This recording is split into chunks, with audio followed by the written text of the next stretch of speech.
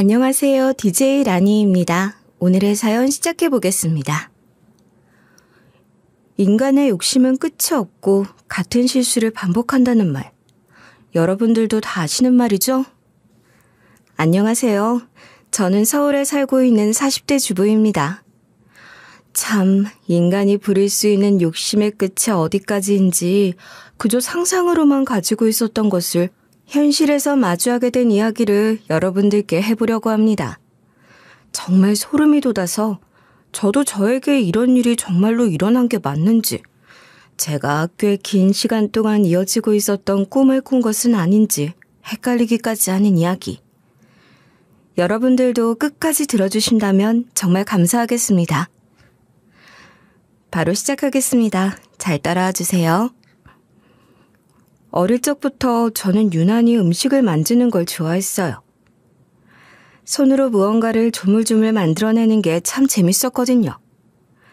초등학교 들어가서 처음으로 가정과 실습이라는 과목을 배웠는데 그 시간에 식빵 위에 생크림을 바르고 과일을 올리는 활동을 했던 게 아직도 기억이 나요.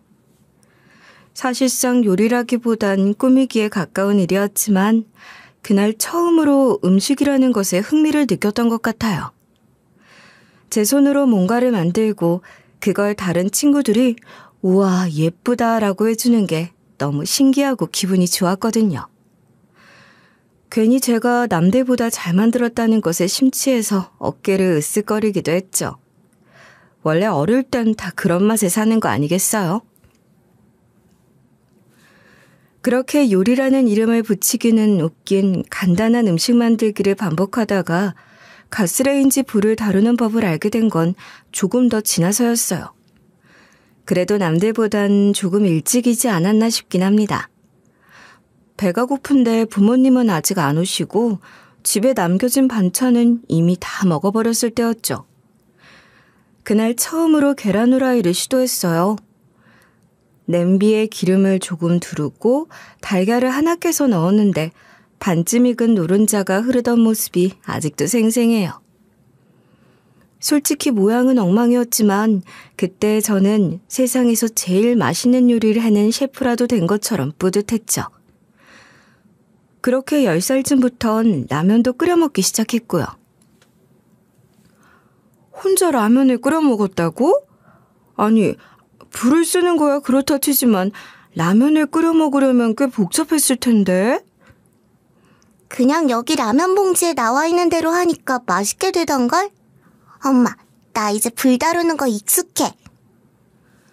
그러다가 집안에 불이라도 내면 어쩌려고. 참, 엄마가 하나하나 챙겨줘야 하는데 일이 바빠서 미안하다. 중학생이 될 무렵엔 자연스럽게 밥까지 해먹게 됐어요. 부모님은 매번 바쁘셨거든요. 새벽같이 나가서 밤늦게 들어오시는 게 일상이었고 집에 있을 시간조차 없는 날이 많았죠. 그래서 엄마는 늘 아침에 반찬 몇 가지와 밥을 미리 덜어두고 그 위에 덮개를 덮어두셨어요. 밥 식기 전에 먹어야 한다 하시면서요. 그런데 제가 학교 마치고 친구들이랑 좀 놀다 들어오면 밥은 이미 딱딱하게 굳어 있었어요. 그래도 배고플 땐 그런 게 문제가 아니잖아요. 꾸역꾸역 다 먹었죠. 그땐 그마저도 감사했어요.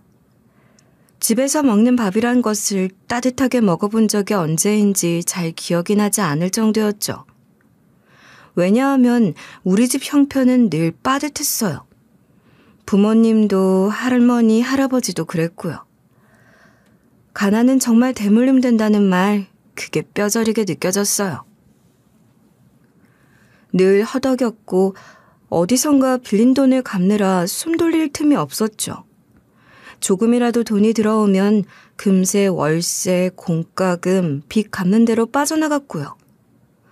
부모님은 누구보다 열심히 일하셨지만 수중에 남는 건 늘 얼마 안 됐어요. 그렇게 조금씩 쌓인 밀린 월세 때문에 집주인 아주머니가 자주 찾아오곤 했죠. 얘야, 집에 어른 없어? 있으면 좀 나와보라고 해봐. 아주머니 문을 쾅쾅 두드리며 저에게 물으셨어요.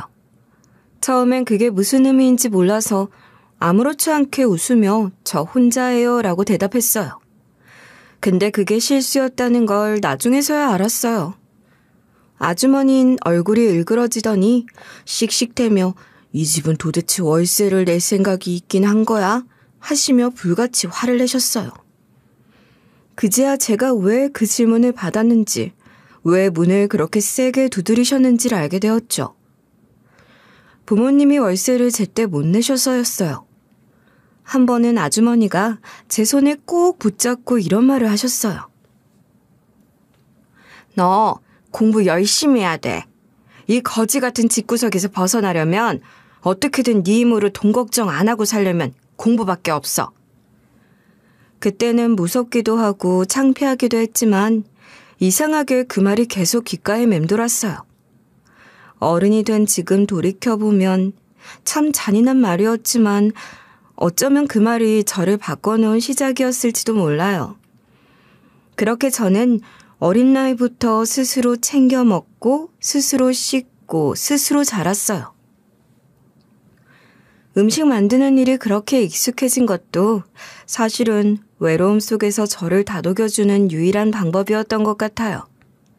하지만 저는 공부가 정말 싫었어요. 앉아서 책을 보는 것 자체가 고역이었고 무언가를 외워야 한다는 건 저에게 고문처럼 느껴졌죠. 그럼에도 불구하고 다들 하니까 저도 억지로 책을 펼쳐보긴 했는데 집중이 될 리가 없었어요. 무엇보다 혼자 공부한다는 건 너무 외로웠고 너무 막막했거든요. 어느 날부턴가 친구들이 하나둘씩 학원에 다니기 시작했어요. 방과 후 3, 4, 5 모여서 교문을 나서는 친구들의 뒷모습을 멍하니 바라보게 됐죠. 학원이라니 얼마나 피곤할까? 난 집에 가서 쉬어야지. 그래도 학원에 가서 다 같이 공부하면 얼마나 재밌는데. 너도 같이 다니면 좋을 텐데. 난 싫어. 학교에서 공부하는 것도 싫은데 학원은 무슨. 실은 정말 가고 싶었어요. 나도 누군가에게 배우고 싶었고 잘하고 싶었어요. 책상 앞에서 멍하게 있다가 문제를 아무리 들여다봐도 도무지 풀리지 않을 때면 나도 학원만 다녔으면 하는 생각이 수도 없이 들었어요. 그런데도 내색은 하지 않았죠. 괜히 불쌍해 보일까봐 속으로만 삭혔어요. 친구들은 성적이 눈에 띄게 올라갔고 저는 여전히 제자리였어요. 아니, 솔직히 말하면 제자리도 아니었죠. 계속 뒷공무니에서 헐떡이며 따라가는 기분이었어요. 아무리 해도 넘을 수 없는 벽 같은 게 느껴졌거든요. 학교에서 성적표를 받을 때마다 눈물이 핑 돌았고 집에 오는 길에 혼자 울면서 걸었던 날도 있었어요. 머리가 크고 생각이 많아질수록 제 현실에 대한 불만도 함께 커졌어요. 가끔은 너무 화가 나서 괜히 엄마에게 짜증을 내거나 아무 잘못도 없는 동생에게 소리치고 이불을 뒤집어 쓰고 펑펑 울기도 했어요. 우리 부모님은 뭐랄까? 그렇게 삶을 역전시킬 능력을 가진 분들은 아니셨어요. 엄마는 자격증도 없었고 특별한 기술이 있는 것도 아니었어요. 하루하루를 버텨내는 게 전부였죠. 목욕탕 카운터에서 서서 몇 시간씩 손님을 받으셨죠. 아버지는 타이어 가게에서 일하셨어요. 정직한 분이셨고 거짓말을 못하시는 성격이었죠. 어느 날은 일을 마치고 돌아오셔서 한숨을 푹 쉬시더라고요. 사장이 또 뭐라고 그러더라.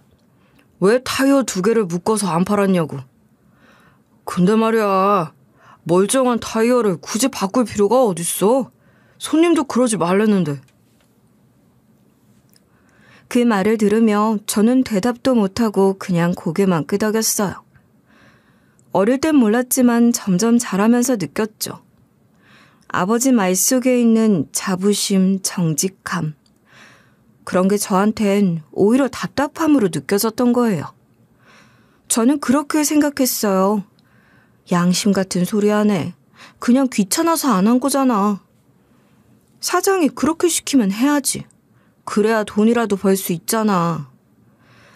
지금 생각하면 제가 너무 어렸고 몰랐던 거예요. 하지만 그땐 진심으로 아버지가 무책임하다고만 느껴졌어요. 현실은 하루하루 치열한데 우리 아버진 양심이라는 말로 본인의 무기력함을 포장하고 있다는 생각이 들었어요. 장사 속에선 살아남을 수 없는 사람이란 생각도 했고요.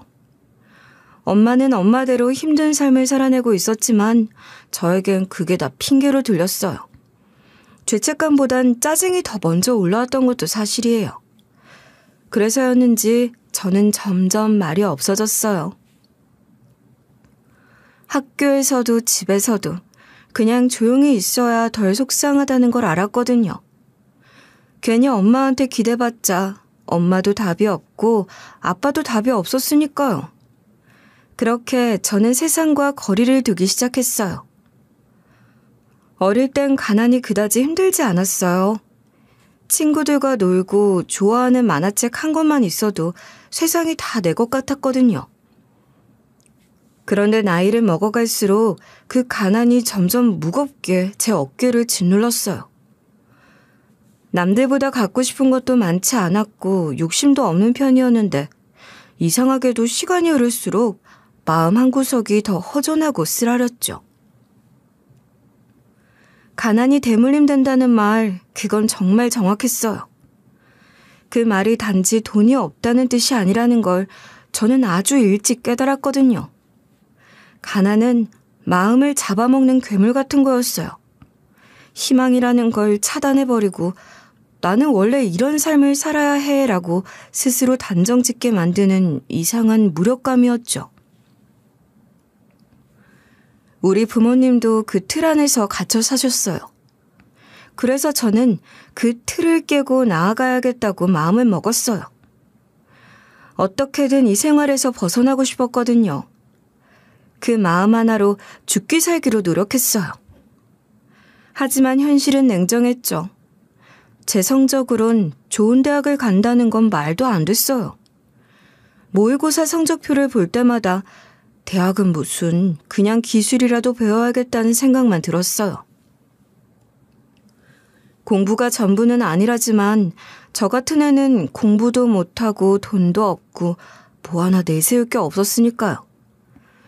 그래서 저는 남들보다 조금 일찍 방향을 틀었어요. 20살이 되자마자 바로 일을 시작했죠. 아무 데서나 일하고 싶진 않았고 확실히 배울 수 있는 곳에서 진짜 기술을 익히고 싶었어요. 그 결과로 제가 선택한 곳은 한식의 데모라고 불리는 명장의 식당이었어요.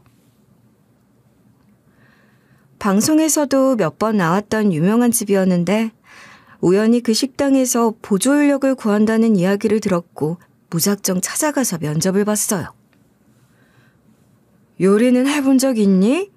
이제 막 20살인데 아깝지 않아? 저요, 돈 벌고 싶어요. 진짜 열심히 해서 대표님 같은 명장이 되고 싶어요.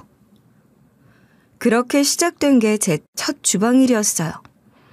물론 제가 할 수 있는 일은 극히 제한적이었어요. 주방 한켠에서 양파를 까고 파를 정리하고 감자를 박박 씻는 게 전부였죠. 불 앞에 서는 건 상상도 못했고 칼을 제대로 잡는 것도 금지였어요. 대신 저는 식자재 물량을 점검하고 재고가 부족하면 주문서에 체크하고 하나라도 빠지면 바로 메꿔놓는 일들을 맡았어요. 그곳 주방엔 나이가 많으신 분들이 많았어요. 대부분 저보다 서너 배는 인생을 더 사신 분들이셨죠. 처음엔 다들 조용하고 엄격해 보였는데 막상 일을 시작해보니 참 따뜻한 분들이었어요. 특히 주방장님은 딱 우리 부모님 나이 또래셨는데 저를 보며 딸 같아서 그냥 지나칠 수 없다며 종종 간식도 챙겨주시고 월급날이면 까까를 사 먹으라며 용돈도 지어주셨어요. 제가 양파를 까고 있으면 슬쩍 다가오셔서 훈수도 두셨어요. 양파는 칼을 이렇게 눕혀서 썰면 빨라. 그리고 눈도 덜 매워. 직접 시범을 보여주시기도 했고요. 그게 얼마나 고마웠는지 몰라요. 아무도 제가 어리다고 무시하거나 쓸모없는 일만 시키지 않았어요. 다들 제 노력을 인정해 주시고 더 잘할 수 있도록 도와주셨어요. 사실 주방이라는 곳은 절대 만만한 공간이 아니었어요. 빠르고 정확해야 했고 실수는 곧바로 욕으로 돌아왔죠. 그런데 저는 그런 긴장감이 오히려 좋았어요. 양파를 다듬으며 저는 제 인생을 조금씩 정리하고 있었던 거예요. 혼란스럽던 머릿속이 점점 정돈됐고 하루하루 일하면서 제 손끝에 쌓이는 기술이 눈에 보이기 시작했어요. 저는 느렸지만 분명히 나아지고 있었고 그게 참 좋았어요. 처음으로 내가 잘할 수 있는 게 있다는 확신이 생겼던 시간이었죠. 물론 한 달에 버는 50만 원은 금방 사라지고 말았어요. 교통비, 식비, 집에 조금 보태고 나면 손에 남는 게 거의 없었죠. 하지만 그때 저는 이상하게도 허무하지 않았어요. 돈은 늘 부족했지만 마음은 늘 가득했거든요. 하고 싶은 일을 하면서 좋은 사람들과 트러블 없이 하루하루를 보내고 있다는 것 자체가 얼마나 감사한 일인지 그 나이에 저는 분명히 알고 있었어요. 그렇게 저는 그 식당에서만 10년 넘게 일했어요. 주방이라는 공간은 말 그대로 전쟁터였지만 저는 그 안에서 차근차근 자리를 잡았죠. 처음엔 양파만 가던 아이였는데 어느 순간부터 웍을 다루는 제 손이 제법 능숙해졌고 불 조절 하나로 음식의 맛이 달라진다는 걸 깨달으면서 점점 재미도 붙었어요. 식당에서 한자리에서 13년을 갈고 닦은 저는 어느덧 주방에서 빠질 수 없는 사람이 되어 있었어요. 음식의 익힘 정도나 간 배합 같은 건 눈으로 보고도 어느 정도 판단할 수 있었고 메뉴 개발 회의에도 조심스레 의견을 낼 수 있는 위치가 되었어요. 물론 아직도 셰프님이라 불리는 건 익숙하지 않았지만 적어도 저는 제가 만들어낸 맛에 책임질 수 있는 요리사가 되어 있었어요. 대학을 나온 것도 아니고 자격증이 있었던 것도 아니었던 저는 밑바닥부터 굴러서 올라온 사람이었어요. 그렇기 때문에 더 자부심이 있었죠. 말이 쉽지 실력 하나로 한식조리 자격증을 몇 개나 땄고 이름만 들어도 알 법한 한식당에서 책임지고 일한다는 건 저에게 큰일이었어요. 누가 뭐라 해도 저는 제가 걸어온 길이 부끄럽지 않았어요. 그러다 보니 30 중반이 훌쩍 넘었을 무렵까지 연애도 제대로 못하고 일에만 몰두했죠. 그때가 마침 34살이었죠. 어느 날 소개팅 자리가 들어왔어요. 처음엔 별 기대도 안 했어요. 그런데 막상 만나보니 그 사람, 그러니까 지금의 남편은 조금 이상할 만큼 조용한 사람이었어요. 표정도 많지 않았고 농담도 잘 못하고 말수도 적었죠. 속을 알 수 없는 사람이었달까요? 그런데 이상하게도 불편하진 않았어요. 오히려 제 속을 채워주는 느낌이 있었어요. 그 사람에 대해 하나 좋았던 건 성실하다는 거였어요. 매일 아침 같은 시간에 일어나고 약속을 잊는 법이 없고 비 오는 날이면 우산 2개를 들고 나오는 사람이었어요. 제가 제일 중요하게 생각했던 건 바로 그 성실함이었어요. 우리 부모님은 글쎄요. 성실하다고 하기에는 게으른 구석이 있었던 분들이었어요. 가난에서 탈출하려는 의지보단 그 안에 그냥 눌러앉는 걸 택하셨던 분들이었죠. 저는 그게 너무 싫었어요. 그래서 늘 생각했어요. 나는 꼭 나와 같은 방향을 바라보는 사람을 만나야겠다고요. 제가 하루하루 일을 악물고 올라온 만큼 함께 맞춰갈 수 있는 사람이어야 했고 최소한 그 가난을 당연하게 받아들이는 사람은 아니어야 했어요. 남편과는 연애하는 동안 큰 싸움도 없었어요. 이런 사람이라면 내가 기대도 되겠구나 그런 생각도 들었고 그렇게 저는 그 사람과 결혼을 하게 되었어요. 남편은 집안의 둘째 아들이었어요. 저는 그게 참 좋았어요. 장남이란 자리에는 어쩐지 이름 모를 부담이 따를 것 같았거든요. 결혼하면 부모님을 모셔야 한다는 암묵적인 분위기랄까? 그런 책임감이나 기대 같은 것들 말이에요. 그래서 장남이 아니란 사실 하나만으로도 제 마음이 한결 가벼워졌어요. 시댁은 참 평범한 집안이었어요. 시아버진 오래 한 회사에 다니신 분이셨고 시어머니는 전형적인 전업주부셨죠. 무슨 대단한 부잣집도 아니고 그렇다고 너무 어려운 형편도 아니었고요. 저는 그런 시댁을 보면서 이게 내가 상상했던 보통의 가족일지도 모르겠구나 싶었어요. 아침에 밥을 차려 먹고 저녁엔 가족이 함께 모여 TV를 보면서 웃는 그런 모습들이요. 하지만 이상하게도 제 마음 어딘가는 항상 움츠러들어 있었어요. 누구 하나 그런 말을 한 것도 아닌데 저는 괜히 기가 죽어 있었죠. 그 이유는 다름 아닌 우리 형님 때문이었어요. 시댁 식구들이 은근히 자랑하던 그 형님이요. 형님은 정말이지 생각보다 훨씬 대단한 사람이었어요. 키도 크고 말투도 조리 있었고 늘 차려입은 옷에서 단정함이 묻어났죠. 처음 만났을 때부터 풍겨지는 분위기가 달랐어요. 저는 손끝이 거칠고 손톱은 칼에 다 늘 깨어져 있었는데 형님은 손끝까지 정리가 잘 되어 있는 사람이었어요. 말투도 점잖고 분위기도 우아했어요. 그러니 제가 위축될 수밖에 없었죠. 우리 남편은 결혼 준비를 하면서 저에게 이런 말을 했었어요. 내가 모아둔 돈으로만 하자. 부모님 도움은 어렵겠소. 사실 형이 결혼할 때 지방기둥 뽑아갔거든. 처음엔 그 말이 무슨 뜻인지 몰랐어요. 그런데 곧 알게 됐죠. 형님이랑 아주버님 결혼할 때 시댁에서 가진 것도 없는 형편에 꽤 무리를 했던 모양이더라고요.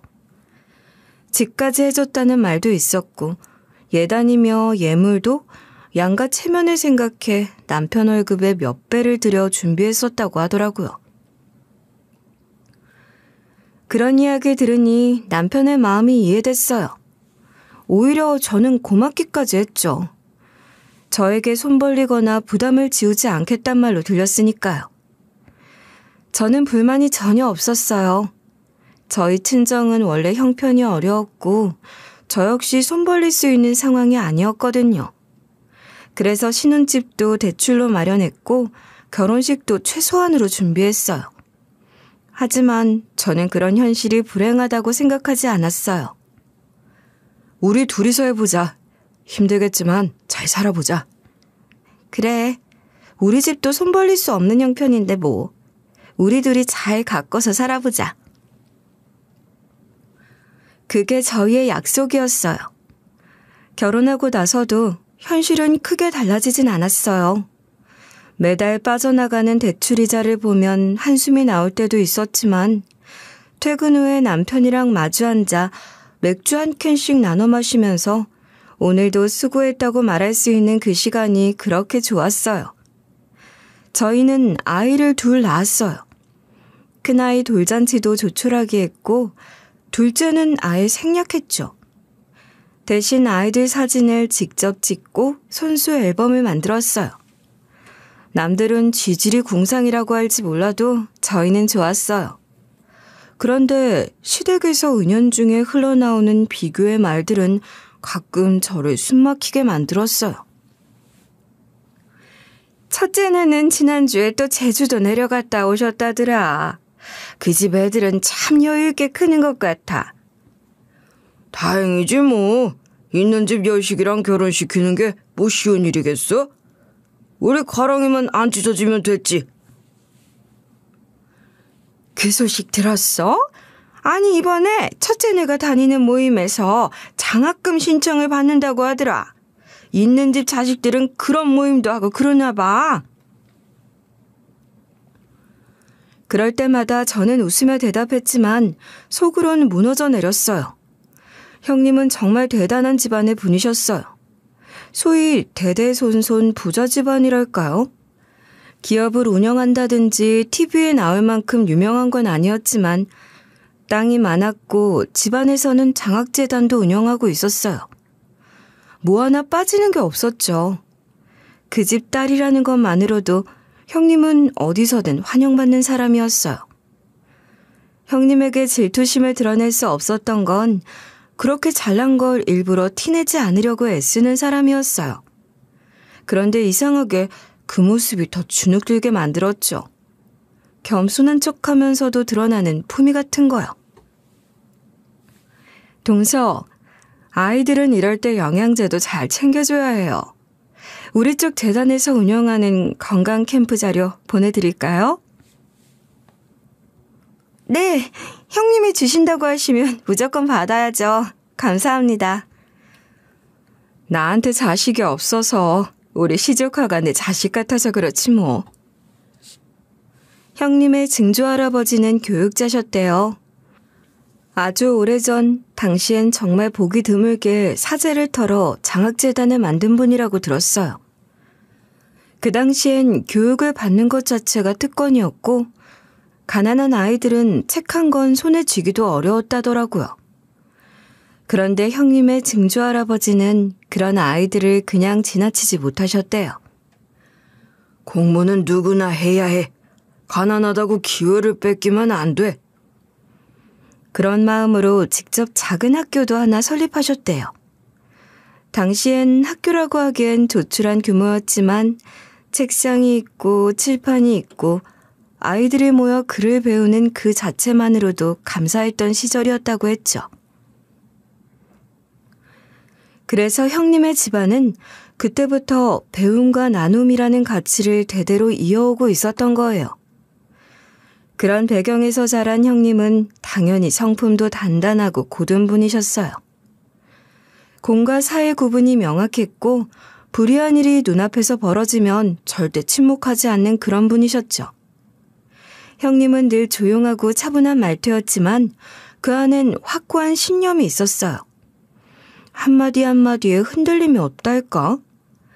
듣는 사람을 자연스럽게 설득시키는 힘 같은 게 있었어요. 반면 아주버님은 형님과는 정반대의 스타일이었어요. 약간 능글맞은 분이었고 세상은 원래 좀 유하게 살아야 해 하시면서 상황에 맞춰 융통성 있게 대처하는 걸 더 중요하게 여기셨어요. 사람을 편하게 대하긴 하지만 간혹 중요한 경계까지 흐리는 모습도 있어서 저는 속으로 두 분은 참 상극인데 싶었죠. 형님 댁이 아무래도 경제적으로 여유가 있다 보니 시댁에선 형님에게 은근 기대하는 부분이 있었어요. 물론 대놓고 말은 안 했지만 분위기라는 게 있잖아요.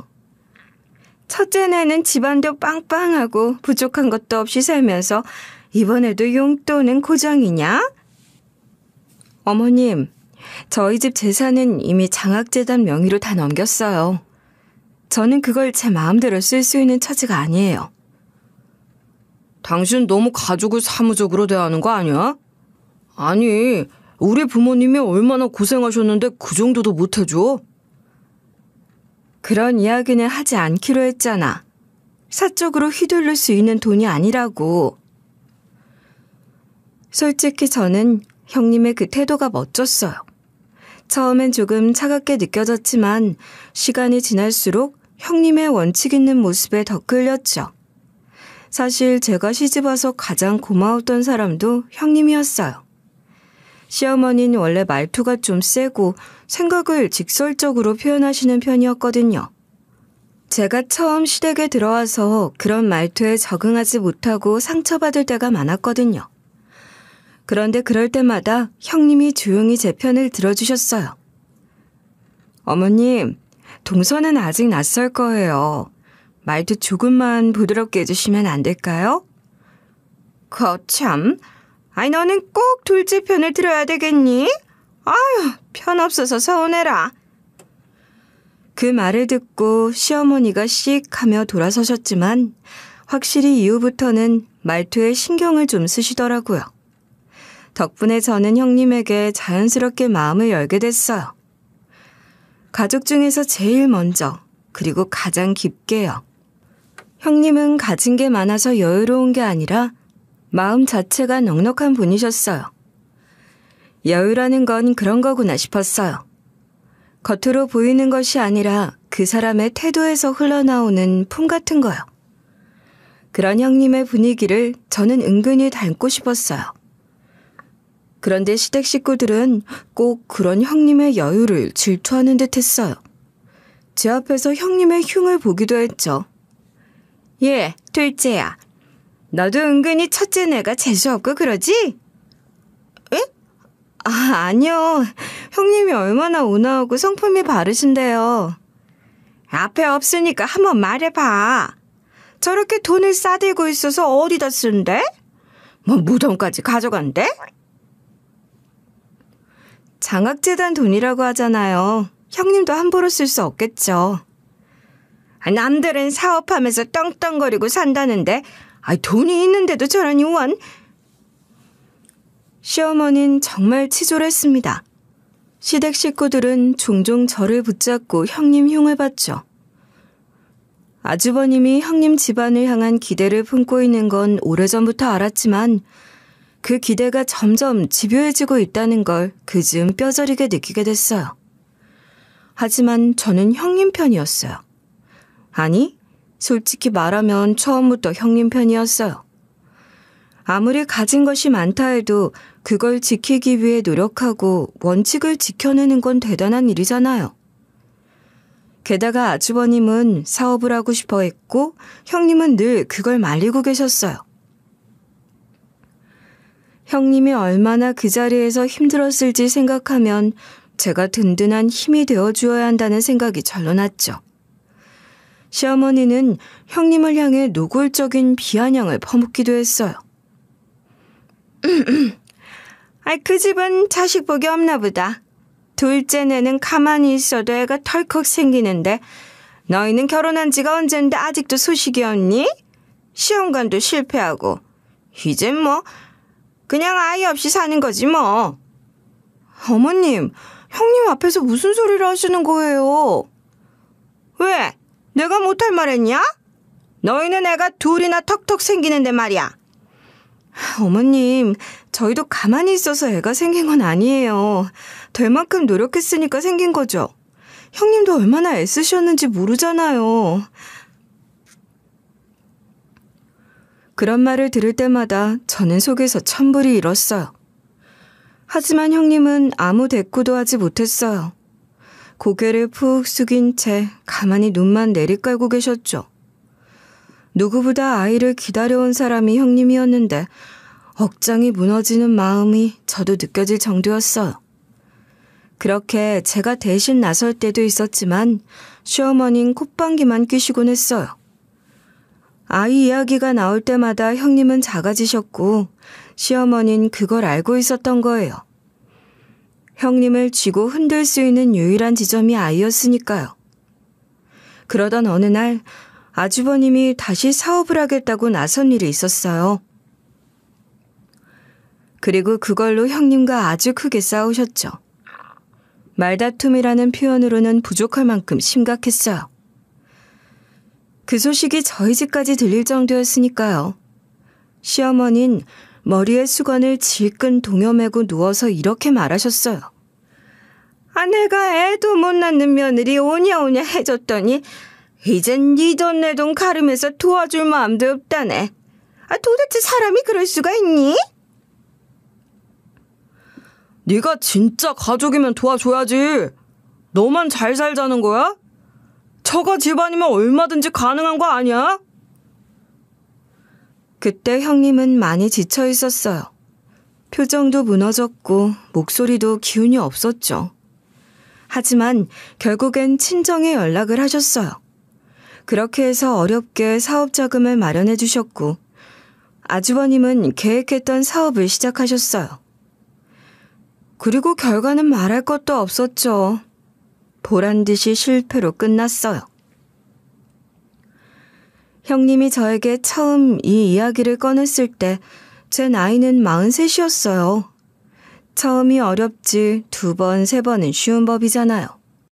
아주버님은 그 뒤로도 계속 형님께 손을 벌렸어요. 이유야 늘 같았어요. 이번엔 진짜 잘 될 거야.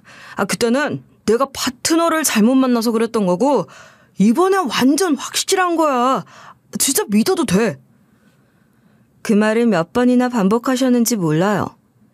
형님은 처음엔 거절했지만 아주버님이 말이 통하지 않자 결국 저에게 속내를 털어놓으셨어요. 정말 너무나도 천사 같은 우리 형님을 왜 이렇게 못 괴롭혀서 안달인 건지 저까지 속이 다 상하더라고요. 남편한테 아주버님을 좀 말려보라고 말을 했지만 남편은 그 문제에 끼지 말라며 오히려 저에게 아주버님을 응원해야 한다고 말하더라고요. 아주버님 사업이 잘 되면 본인에게도 콩고물이 떨어질 수도 있는 거 아니냐는 겁니다. 형님은 매우 지친 목소리로 저에게 말을 하셨어요. 동서, 나 진짜 너무 힘들어. 처음엔 내가 지켜내면 될 줄 알았거든. 그런데 왜 이렇게까지 무너져야 하는 걸까? 나한테 왜 자꾸만 기대하는 거지? 그날 형님이 울음을 터뜨리신 건 처음이었어요. 항상 단단하고 차분했던 분이셨는데 그날만큼은 진짜 흔들리고 있었어요. 저는 조용히 형님의 손을 잡았어요. 그렇게 살얼음판을 걷는 듯한 하루하루가 이어지던 어느 날이었어요. 늦은 오후쯤이었죠. 평소처럼 일 마치고 퇴근 준비를 하려던 찰나 시댁에서 전화가 왔어요. 발신자 표시를 보는 순간 왠지 모르게 심장이 철렁 내려앉았어요. 예, 둘째야. 아이를 어쩌면 좋냐? 첫째가 사고를 당했다. 순간 귀를 의심했어요. 아니, 형님이 무슨 사고를 당하셨단 거지? 형님은 원래도 조심성 많고 어디 하나 허투루 움직이는 분이 아니셨거든요. 길을 건널 때도 항상 좌우를 2-3번은 확인하시고 계단을 내려올 때도 손잡이를 꼭 잡으시던 분이었는데 사고라니. 병원으로 허겁지겁 달려갔어요. 응급실 복도에서 시어머니는 머리통을 감싸며 어떡하니 하면서 울고 계셨고 아주버님은 바닥만 멍하니 바라보며 제대로 설명을 안 해주는 거예요. 아니, 도대체 무슨 사고가 난 건데요? 형님 지금 어떤 상태신데요? 목소리가 떨리고 있었어요. 숨을 깊게 들이마셔도 가슴이 답답해서 터질 것만 같았어요. 그때 간호사가 조용히 다가와 말했어요. 가족분이세요? 환자분 머리를 심하게 다치셨어요. 낙상으로 뇌 손상이 크게 왔고요. 현재는 식물인간 상태입니다. 식물인간이라는 말을 듣는 순간 머리가 하얘졌어요. 이게 도대체 무슨 소리야? 어제까지만 해도 형님이랑 통화했잖아요. 제 안부를 다정하게 말해주시던 분인데 제가 형님 반찬 만들어드리겠다고 따뜻한 나물 해드릴 거라고 약속했는데 어떻게 하루아침에 이렇게 될 수가 있냐고요. 사고 경위에 대해 묻자 시댁에선 그냥 집에서 나오다가 계단에서 굴렀다는 말뿐이었어요. 말이야 쉽죠. 근데 그 말이 너무 허술했어요. 형님 같은 분이 그런 실수를 할 리가 없다고요. 납득이 안 됐습니다. 운이 나쁘면 머리를 연석이나 각진 곳에 부딪히면 이런 일이 생깁니다. 손 쓸 새도 없이 골든타임이 지난 것 같습니다. 결국 형님은 중환자실에서 일반 병동으로 옮겨졌고 식물인간 상태에 맞게 집중관찰 병동으로 들어가셨어요. 그런데 진짜 어이가 없었던 건 그 다음이었어요. 가족 누구 하나 간호하겠다는 사람이 없더라고요. 아주버님도 시어머니도 심지어 형님을 그렇게 자랑스러워하던 그 집안 사람들 전부요. 간병인도 형님 친정 쪽에서 따로 구해서 붙이셨다니까요. 1년이에요. 무려 1년 동안 그 병실에 제대로 들여다보는 사람 없이 시간이 흘렀어요. 저는 진심으로 아주버님이 이혼이라도 하시려는 줄 알았어요. 그렇게까지 무관심할 수가 없었으니까요. 그런데 이상하게도 이혼 이야기는 단 한 번도 꺼내지 않으셨어요. 말만 마음이 아파서 못 보겠다 하시고 실제로는 병원에 발길조차 하지 않았어요. 처음엔 간병인을 붙였지만 솔직히 식물인간 상태인 형님을 돌보는 일은 그렇게 어려운 게 아니었어요. 욕창이 생기지 않도록 자세를 바꿔드리고 하루에 2-3번 닦아드리면 되는 일이었거든요. 돈 들여서 간병인을 둘 필요도 없겠다 싶어서 제가 퇴근 후 병원에 들리기 시작했어요. 처음엔 이틀에 한 번씩, 그 다음엔 매일. 그러다 보니 어느새 1년이 됐어요. 그날도 평소처럼 퇴근하고 병원에 들렀어요. 병실 문을 조용히 열고 들어갔는데 희미하게 느껴지는 형님의 시선이 있었어요. 저는 습관처럼 인사를 건넸어요. 형님, 저 왔어요. 오늘은 바지락 넣고 미역국 끓였는데 내일 드려볼게요. 향이라도 맡으시면 좋겠다. 그러다 문 쪽을 정리하고 돌아섰는데 뭔가 이상한 인기척 같은 것이 느껴지는 게 아니겠어요? 저는 놀라서 침상을 바라보았는데 형님이 눈꺼풀을 슬며시 들어올리고 계신 겁니다. 저는 정말 소리를 악 하고 지를 뻔했어요. 형님 눈이 떠 있었어요. 이게 말이나 되는 소리입니까? 무려 1년이었다고요. 형님이 누워서 가만히 숨만 겨우 붙어있던 것이요. 형님, 깨어나신 거예요? 저예요, 저. 형님, 저 알아보시겠어요? 눈물이 핑 돌았어요. 순간 숨이 멎는 줄 알았어요. 그런데 그때 형님이 손가락 하나를 조심스레 들어올리더니 낮고 희미한 목소리로 말씀하셨어요. 쉿, 동서, 나 다 알아. 지금 여기 아무도 없지? 동서 혼자 온 거 맞지? 네, 저 말고는 아무도 없어요.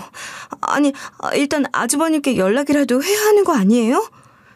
아니, 동서, 내가 깨어난 거 절대로 비밀로 해줘. 동서, 차 가져왔어? 차요? 아, 네, 퇴근하고 바로 온 거라 차 가지고 왔죠. 그럼 차에 시동 좀 걸어.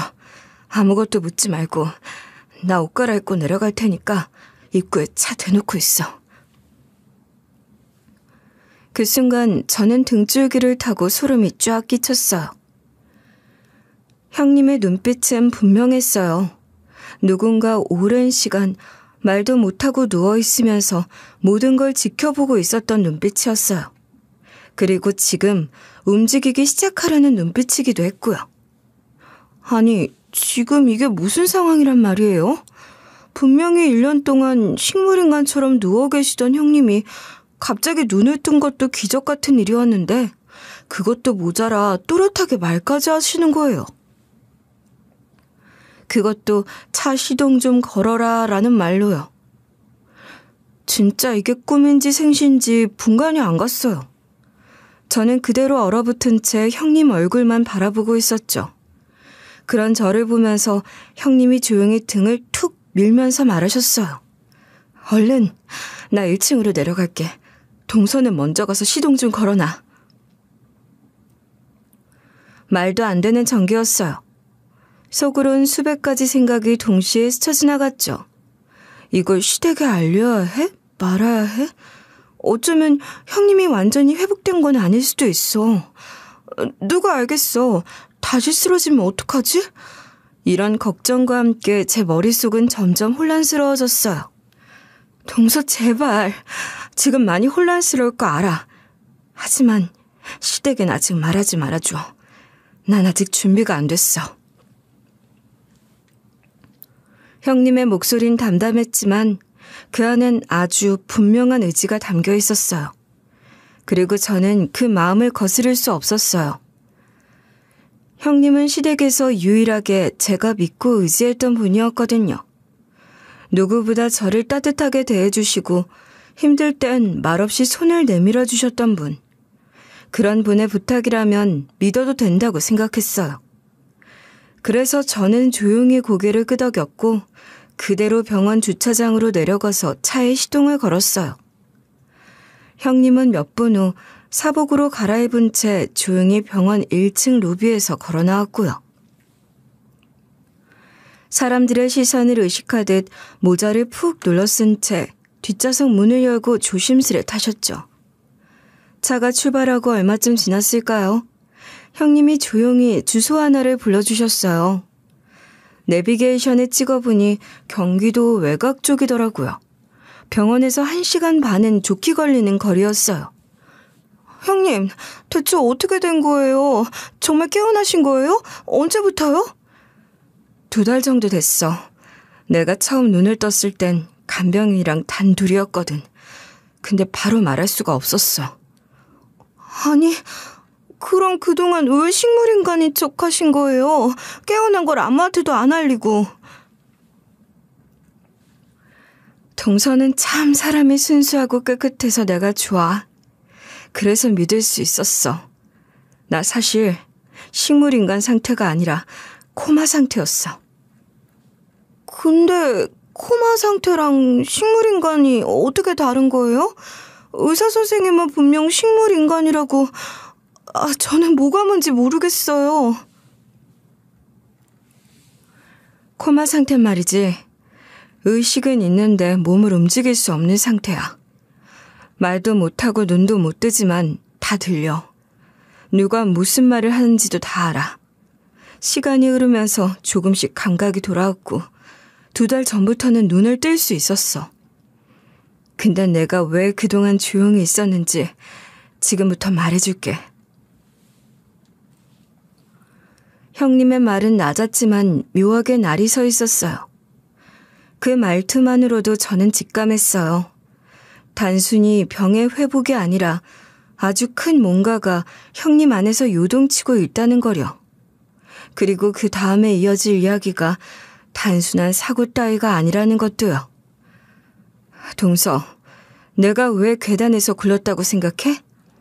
그거 사고 아니었어. 그날 누가 일부러 나를 민 거야. 네? 형님, 그런 말을 아무렇지도 않게. 저 진짜 운전하다가 사고 나요. 미안. 일단 들어봐.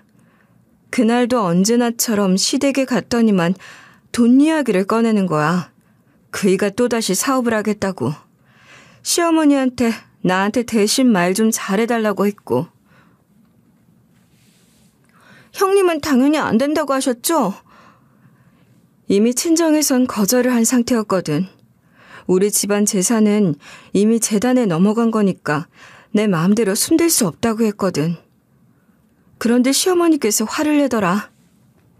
어차피 내가 외동딸인데 나중에 다 물려받을 거 왜 그렇게 꽁꽁 감추냐고. 나중에 쓰나 지금 쓰나 똑같은 거 아니냐고 말이야. 1살이라도 젊을 때 사업해야 실패해도 다시 일어설 수 있다는 거야. 그이는 자기 친구들도 다 그렇게 한다면서. 근데 난 더는 안 되겠더라. 벌써 2번이나 친정에서 도와줬잖아. 그래서 그냥 돌아서셨던 거예요? 맞아. 난 딱 잘라 거절했어. 도와줄 수 없다고 하고 시댁에서 나가려고 현관을 향해 걷는데 누가 뒤에서 확 밀었어. 순간 중심을 잃었고 그대로 계단에 굴러 떨어진 거야. 누가요? 형님, 그거 보셨어요? 못 봤어. 정말 누군지 못 봤어. 너무 순식간이었고 나는 그 자리에서 의식을 잃었거든. 형님이 말한 시댁 구조는 특이했어요. 1.5층 정도 되는 반지하 구조의 연립주택이었고 현관문을 열면 바로 계단이 이어지는 형태였죠. 그 계단에서 구르면 충분히 큰 부상을 입을 수 있는 위치였어요. 머리를 심하게 다쳤고 신경에도 손상이 있었대.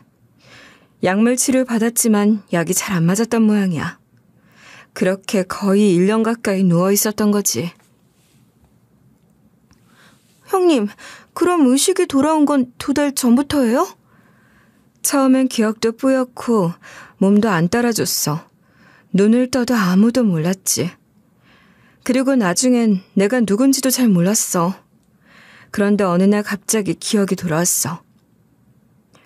사고 당일의 기억이 정확하게 떠오르면서 이건 단순한 사고가 아니란 생각이 들었지. 그래서 그때부터 깨어났다는 사실을 비밀로 하셨던 거예요? 맞아. 내가 살아났다는 걸 알리면 그들이 방심하지 않겠지. 나 분명히 알고 싶었거든. 그날 누가 왜 그랬는지. 그리고 병실에 누워있을 때 들리는 소리가 있었어. 시어머니랑 그이가 병실에 와서 나한테 하는 말들이 들렸어. 꿈인지 생시인지 분간도 안 될 만큼 흐릿했는데 뚜렷하게 들리는 단어들이 있었어. 무슨 말을 했는데요? 형님, 저 진짜로 무서워지려고 그래요. 그래도 이 정도면 조용히 정리된 거 아니야? 이혼은 천천히 하자. 자칫하면 법적으로 문제될 수도 있으니까. 병원빈 걱정 마. 지가 모은 돈도 많고 친정에서 간병인 붙였잖아. 라는 소리였어. 그 순간 저는 온몸에 소름이 돋았어요. 그들의 말 한마디 한마디가 마치 형님의 숨을 틀어막은 듯 했어요. 아니, 그들이 정말 고의로 그런 일을 꾸민 거란 것이 확실해지는 순간이잖아요. 제가 형님이었으면 너무 놀라서 벌떡 일어났을 텐데 형님은 이런 상황을 대비해서 꾹 참고 식물 인간인 척 연기를 해왔던 겁니다. 정말 대단하죠. 그럼 의사는 어떻게 속인 거예요? 내 주치의 말이야. 우리 장학재단에서 장학금 줬던 아이였어. 내가 도움을 요청했고 일부러 병원 기록에 식물인간으로 기재해준 거지. 형님, 제가 간병을 하지 않았으면 어쩔 뻔했어요. 동서가 해줄 거라고 생각하고 있었나 봐. 매일같이 나에게 말을 걸어주고 내가 깨어나길 바라는 동서를 보면서 눈물을 얼마나 참았는지 몰라. 그래서 이제 뭘 하시려는 건가요? 우린 지금 어디로 가고 있는 거예요? 이제 모든 걸 밝히려고 해. 누가 그랬는지, 왜 그랬는지, 그리고 그 대가가 어떤 건지도 내가 다 맡겨둔 게 있거든. 형님이 알려준 주소로 도착했을 때 그곳은 경기도 외곽의 한적한 동네였어요. 주변엔 농가 창고 몇 채와 나무들만 우뚝 서 있었고 형님이 가리킨 곳은 외관상 오래된 철제 창고 같았어요. 낡은 철문을 밀고 들어가자 안에는 사무책상이 놓여있고 서류함과 컴퓨터 그리고 조용히 앉아있던 한 남자가 있었어요. 동서, 이쪽은 우리 친정에서 의뢰한 조사 쪽 사람이야. 내가 깨어난 뒤로 모든 걸 정리해준 분이야. 남자는 조용히 고개를 숙이며 인사했고 손짓을 하자 그 남자는 책상 위에서 두툼한 검정 파일 몇 개를 꺼냈어요. 형님은 그중 한 권을 열었고 안에는 정리된 문서들이 차례차례 꽂혀 있었어요. 첫 장부터 제 눈에 띈 건 형님의 이름이 적힌 보험 내역서였어요. 거기엔 보험금 수령인이 바뀐 흔적이 선명히 표시되어 있었죠. 수령인이 아주버님 이름으로 되어 있었어요. 저는 깜짝 놀라서 형님을 바라보았고 형님은 그럴 줄 알았다는 얼굴을 했죠. 내가 병원에 입원해 있는 동안에 몰래 불법으로 바꾼 거야. 아마 내가 깨어나지 않을 거라고 생각했겠지. 그 뒤를 이어 펼쳐진 내용들은 더 충격적이었어요. 형님이 입원한 후 아주버님과 시어머니가 형님의 생명보험 일부를 먼저 수령했고 그 돈을 몇 달에 걸쳐 흥청망청 써댄 내역이 있었어요. 골프장 회원권, 해외 브랜드 쇼핑 내역, 유흥업소 결제까지. 너무나 뻔뻔한 소비들이 고스란히 카드 내역에 담겨 있었어요. 형님은 또 다른 파일을 꺼내 보여주셨어요. 내가 사업 자금으로 준 돈 절반 이상이 실제 사업 운영비로 쓰인 게 아니라 여자한테 다 들어갔더라. 여자요? 아주버님이 바람이라도 피우고 있었다는 말씀이에요? 해당 여성은 보험 설계사였습니다. 남편분과는 수년 전부터 관계가 있었고 사업 명의 중 일부가 이 여성의 이름으로 되어 있었습니다. 심지어 두 분이 동업 계약서까지 작성해 놓으셨더라고요. 그 여자랑 사업도 하려고 했고 내가 죽으면 보험금 받아서 그 여자랑 새 인생 시작할 생각이었던 거야. 저는 아연실색해서 입을 다물 수 없었어요. 그동안 아주버님이 간병을 외면한 이유, 시어머니가 형님을 하찮게 여긴 이유, 모두 이 사건들과 연결돼 있었어요. 형님은 중얼거리듯 말을 이어가셨어요. 시댁 입구에 CCTV가 있었는데 사고 당일 영상은 아예 남아있지 않다고 하더라고요.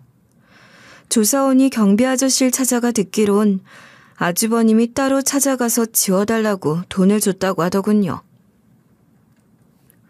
경비 아저씨는 돈을 받아 챙겼지만 뭔지 모를 죄책감에 끙끙 앓고 있었대요.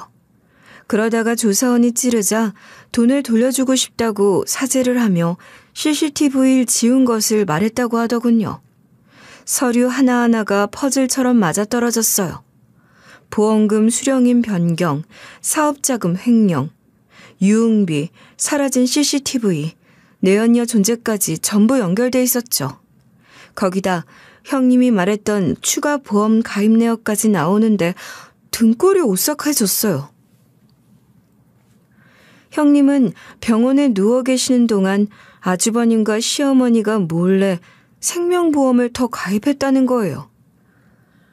보험 설계사가 바로 아주버님의 내연녀였기에 가능했던 일이었던 거예요. 보험자 본인이 의식이 없는 상태인데도 수령인을 변경하고 추가 가입까지 가능했던 건 그 여자가 모든 서류를 정상적으로 보이게 처리했기 때문이었죠. 그러니까 동서, 지금부터 내가 뭘 하려 해도 말리지 말아줘. 난 반드시 이 일의 끝을 봐야겠어. 모든 사실을 확인하고도 저는 한동안 말을 잇지 못했어요. 입술이 바짝바짝 타들어가는 기분이었고 형님의 말 한마디 한마디가 아직 귓가에서 맴돌고 있었죠. 어떻게 믿는 도끼에 발등이 찍혀도 이렇게까지 무너질 수 있을까 싶었어요. 저는 정말 아무것도 모른 채로 아무 의심 없이 살고 있었는데 그 사이에 이렇게 끔찍한 일들이 제 눈앞에서 펼쳐지고 있었던 거예요. 동서, 나 지금은 아직 움직이면 안 돼. 병원에선 여전히 식물인간 상태인 걸로 알고 있으니까, 그러니까 이번 일은 동서가 대리인으로 움직여줘야 해. 나 대신 변호사도 만나고 소송도 준비하고. 망설일 이유가 없었어요. 시댁 식구 중에서 단 한 사람, 저를 사람 대접해줬던 분이 형님이었거든요. 친정이 어렵다는 이유로 무시하지도 않았고 반찬 하나에도 진심을 담아주셨던 분이에요.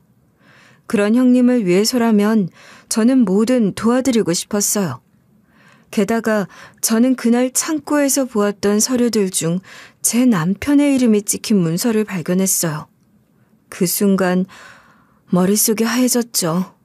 설마 아니겠지라는 생각을 수도 없이 반복했지만 증거는 거짓말을 하지 않았어요. 남편은 이 모든 사실을 알고 있었고 심지어 침묵으로 묵인해 왔던 거예요. 저는 고개를 끄덕였어요. 속은 무너져버렸지만 울고 싶지도 않았어요.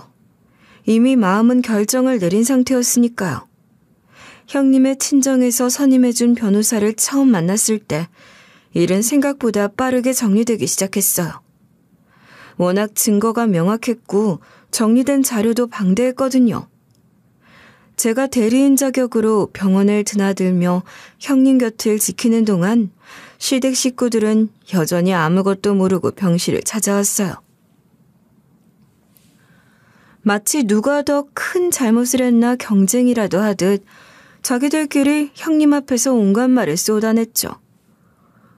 이대로 숨이 콱 끊어져야 하는데 어떻게 방법 없나? 형, 조용히 좀 해. 슬퍼하는 척이라도 해야지. 여기서 웃고 앉았어? 아이 병원비 아깝다 아까워. 이거 뭐 가족 통일로 생명유지장치 떼고 그런 거 할 수 있지 않니? 저가에서 먼저 말이 나오면 몰라도 우리가 먼저 말하는 건 아닌 것 같아. 즐기다 즐겨. 빨리 보내버리지. 산송장 데리고 살아서 뭐 한다고? 제가 설치해둔 작은 녹음기 하나가 그 모든 걸 고스란히 담아냈어요. 너무나 또렷하게, 너무나 적나라하게. 특히 제 남편의 목소리가 흘러나왔을 땐 온몸에 소름이 돋았죠.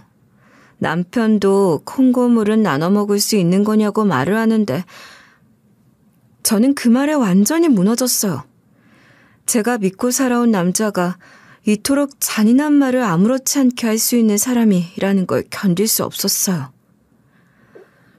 그동안 제가 보고 듣고 함께했던 시간들이 순식간에 다 거짓처럼 느껴졌어요. 형님은 끝까지 식물인간인 척 연기를 하셨어요. 우리는 준비를 마쳤고 단 한 번의 소송으로 모든 걸 터뜨리기로 했어요. 그리고 고소장이 시댁에 도착하는 그 순간 시댁 식구들은 전부 풍비박산이 나버렸습니다. 다들 어떻게 대응을 해야 할지도 모른 채 병원에서도 사라져버린 형님을 찾느라 혈안이 되었죠. 시댁 식구들이 저를 어찌나 못살게 굴던지 저 역시 남몰래 호텔로 피신을 왔습니다. 형님이 도와주지 않으셨으면 꼼짝없이 붙들려 시달릴 뻔했죠. 그리고 그렇게 기다리던 재판 당일, 저는 법정 안에서 조용히 형님의 자리를 대신해 앉았어요. 저를 본 시댁 식구들은 경악으로 몰들었죠. 제가 대리인이라는 것은 꿈에도 몰랐을 테니까요. 변호사의 선고가 시작되고 증거 하나하나가 공개될 때마다 방청석은 술렁이기 시작했죠. 형님이 사업 자금으로 건넨 돈이 불륜과 유흥에 사용된 내역들, 보험금 수령인을 조작한 문서들, 그리고 실체가 드러난 내연녀와의 동업 계약서까지 단 하나의 허점도 없이 진실이 드러났어요. 게다가 가장 충격적인 건 형님을 계단에서 민 정황이 충분히 입증되었다는 거였어요. CCTV 삭제 지시, 생명보험 추가 가입, 병실에서의 녹취록까지 모두가 이를 뒷받침했어요. 이 사건은 인간의 도덕적 한계를 시험하는 듯한 범죄입니다. 피해자는 금전적 이익을 노린 가족의 손에 의해 고의적인 사고를 당했으며 이후에도 지속적으로 무시되고 이용당했습니다. 피고인은 그 대가를 반드시 치러야 합니다. 아주버님에겐 징역 7년이 선고되었고 내연이 역시 공범으로 법적 처벌을 피할 수 없었어요. 시어머니는 형님에게 사과 한마디 없이 방청석에서 기절하듯 실신하셨고 제 남편 역시 공모자로서 형사처벌과 함께 저와의 이혼과 위자료 지급 판결을 받았어요. 그 순간 저는 울지 않았어요. 눈물 한 방울도 흐르지 않았어요. 우리가 해냈다는 생각뿐이었죠. 소송은 생각보다 오래 걸리지 않았어요. 왜냐고요? 형님네 친정이 나섰거든요. 말 그대로 가진 인맥과 법적 수단을 총동원해서 시댁을 풍비박산 냈어요. 그들의 죄는 너무 명백했고 덮고 숨기기엔 이미 증거가 넘쳐났죠. 우선 형님에게 투자받은 사업자금에 대해 전액 추징이 들어갔고 동시에 형님은 아주버님과 이혼 소송을 진행하며 재산분할과 위자료 청구를 함께 했어요.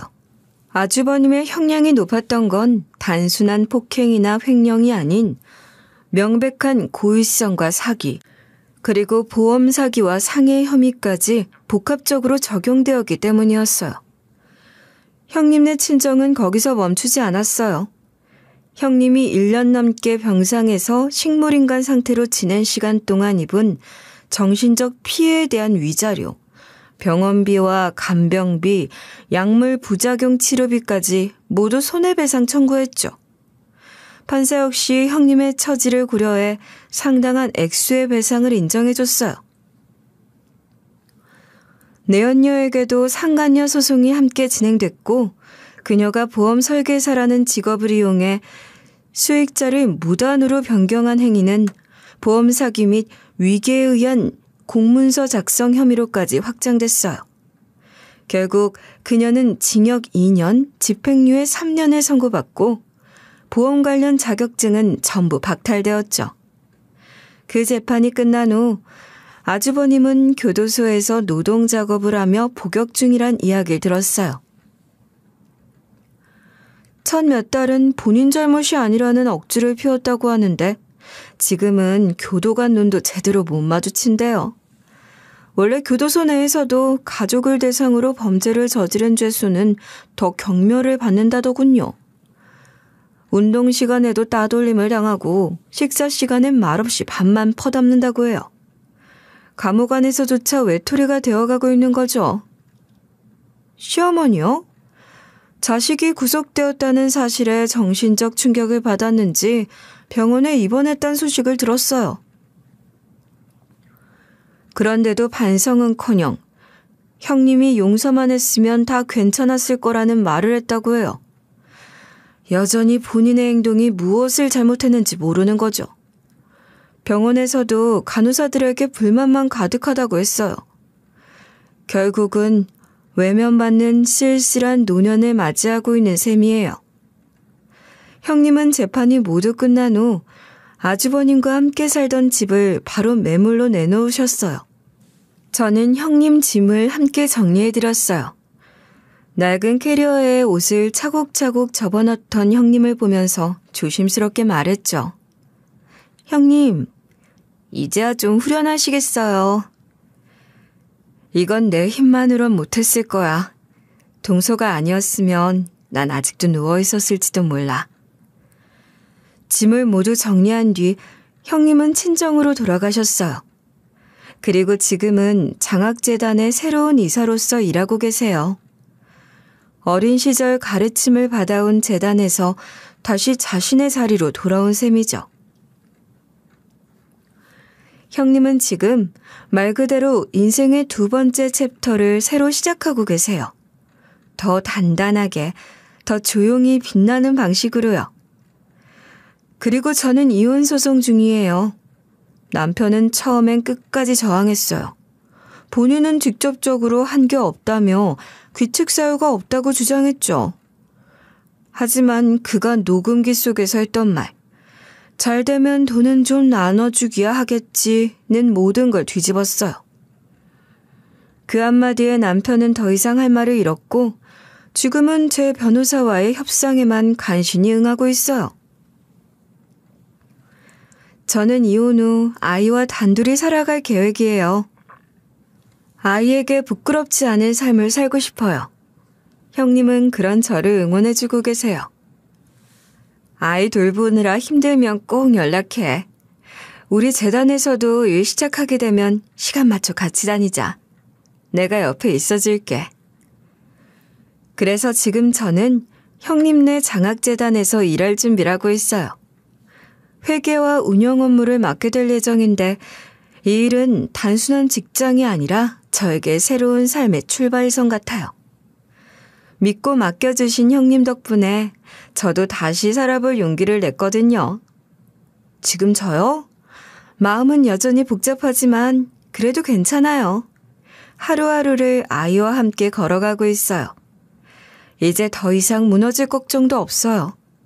형님이, 아니, 이제는 나의 가족이 되어준 그분이 제 손을 잡아주고 있으니까요. 이혼하고서도 홀로서기 단단하게 자라는 모습 보여드릴게요. 감사합니다.